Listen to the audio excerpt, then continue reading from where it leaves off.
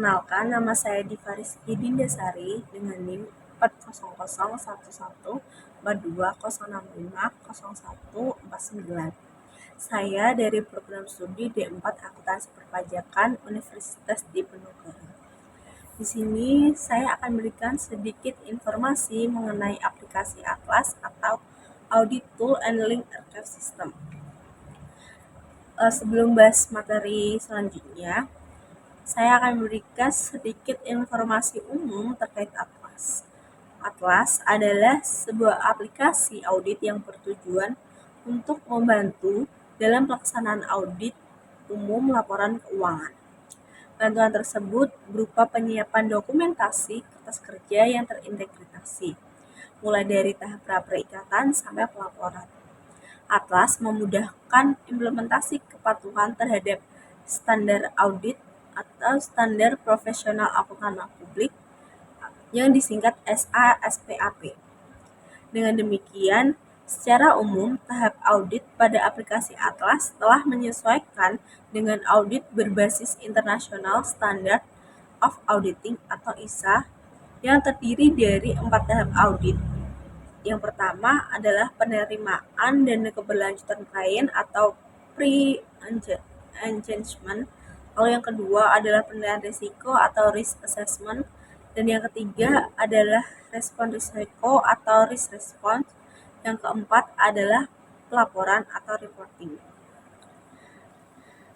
Pada tampilan di sini itu ditunjukkan beranda Atlas.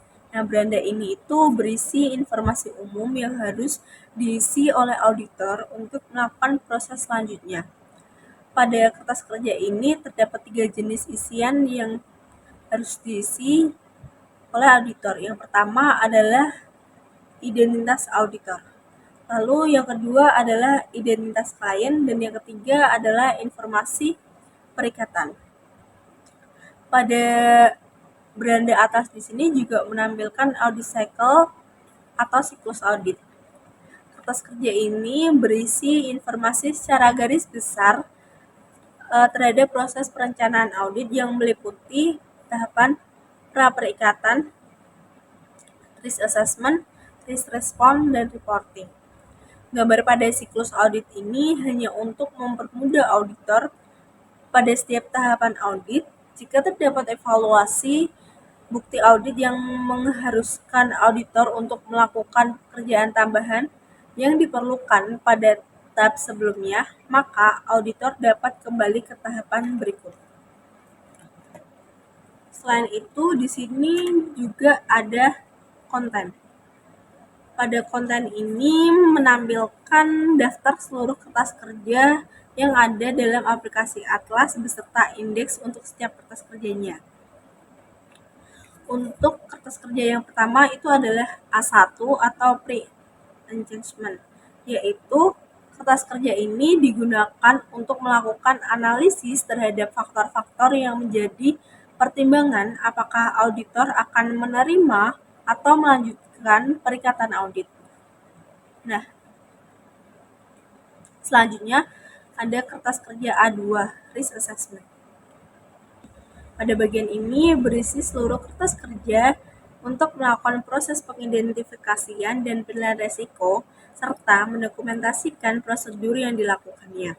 Berdasarkan SA 315.3, tujuan auditor dalam proses penilaian risiko adalah mengidentifikasi dan menilai salah saji yang material karena kecurangan atau kesalahan pada tingkat laporan keuangan dan asumsi melalui pemahaman terhadap entitas dan lingkungannya, termasuk pengendalian indera entitas, yang memberi dasar untuk merancang dan mengimplementasikan tanggapan terhadap risiko yang dinilai.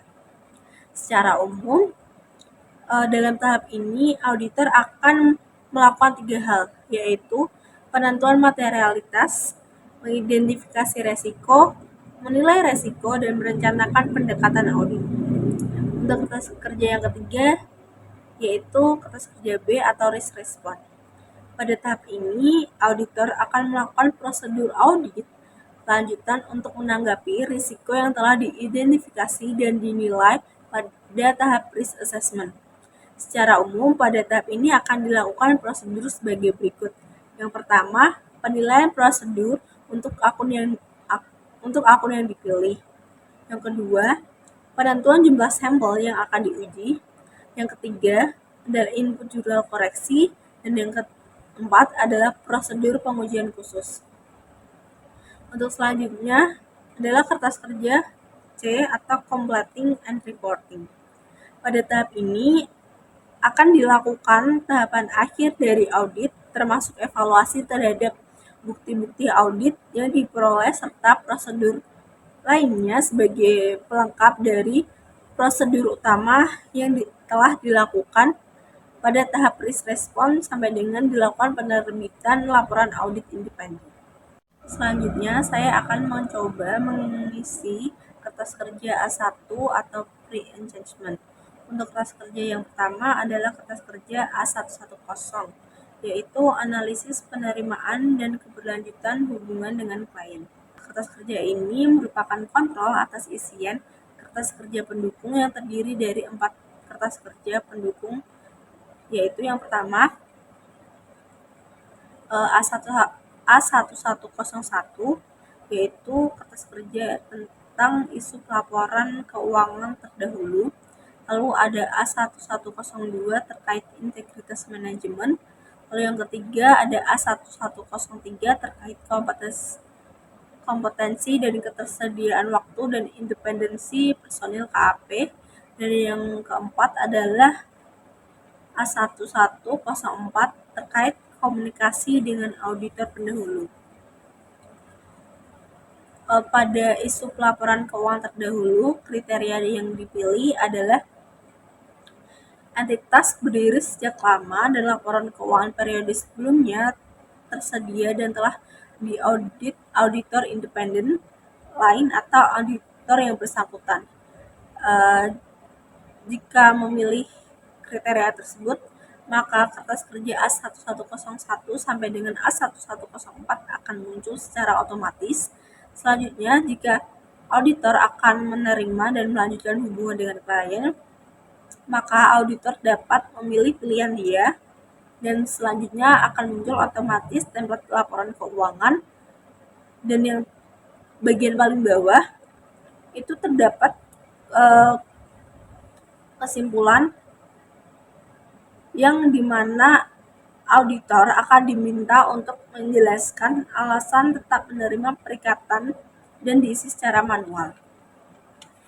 Nah, pada kertas kerja A1101 ini, kertas kerja ini itu digunakan untuk menganalisis hal-hal yang menjadi isu atau perhatian auditor dari informasi laporan keuangan terdahulu sebelum perikatan diterima.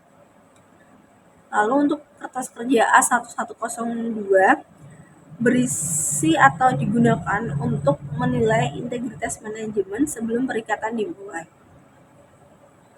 Lalu untuk kertas kerja A1103 ini digunakan untuk menilai kompetensi sumber daya manusia yang dimiliki oleh kantor akuntan publik dan waktu yang tersedia untuk memastikan apakah perikatan dapat dijalankan jika nanti perikatan diterima.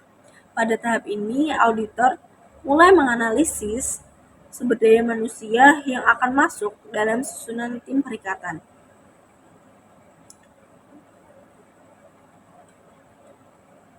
Pada kertas kerja A1104 ini, kertas kerja ini digunakan untuk mengidentifikasi apakah auditor perlu melakukan komunikasi dengan auditor pendahulu sebelum perikatan diterima. Selanjutnya, kertas kerja A120 yaitu alokasi jam jasa dan perencanaan lainnya. Kertas kerja ini itu digunakan untuk mengalokasikan waktu untuk setiap personil yang ditugaskan dalam perikatan audit serta merespon kondisi komprehensif sumber daya yang diperoleh dari kertas kerja A1103. Analisis ini diterapkan untuk seluruh siklus audit.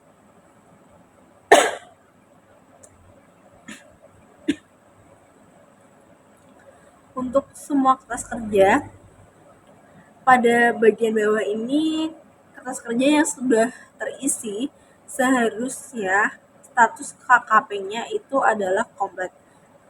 Jika status KKP sudah dinyatakan komplit, maka auditor dapat melanjutkan mengisi kertas kerja selanjutnya.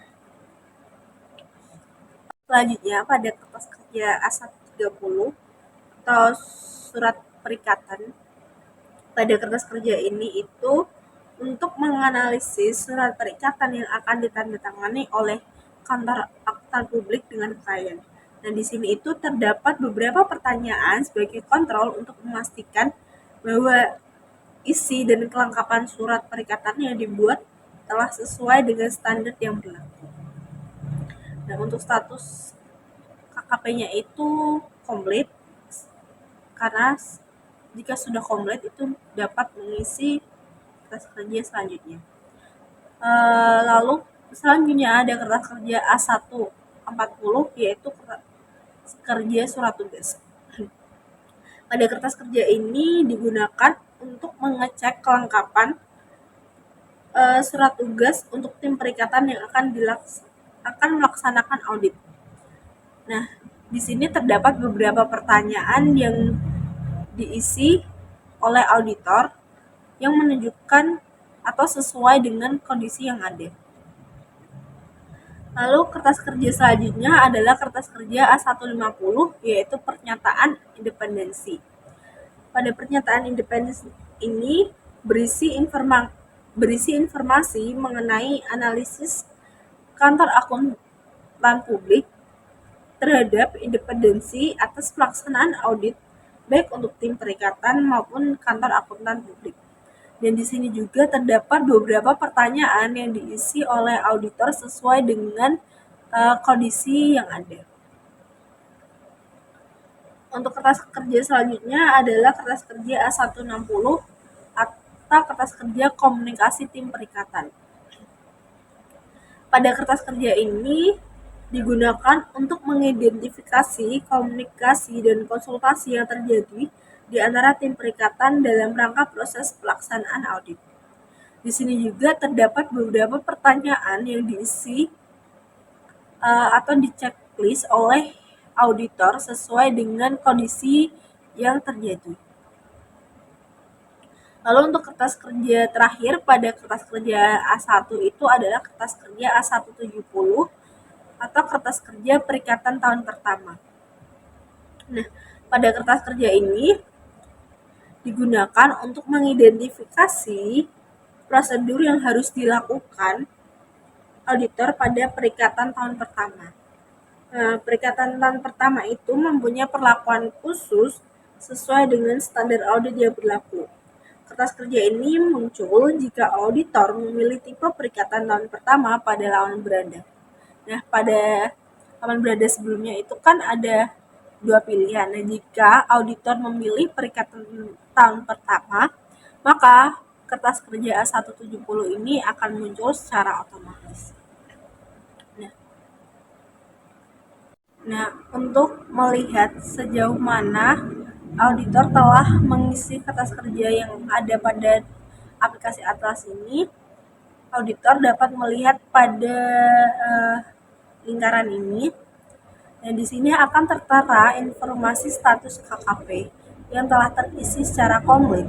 Dan di sini saya sudah mengisi kertas kerja A110 sampai dengan kertas kerja A170. Jadi untuk status KKP-nya itu masih 23%.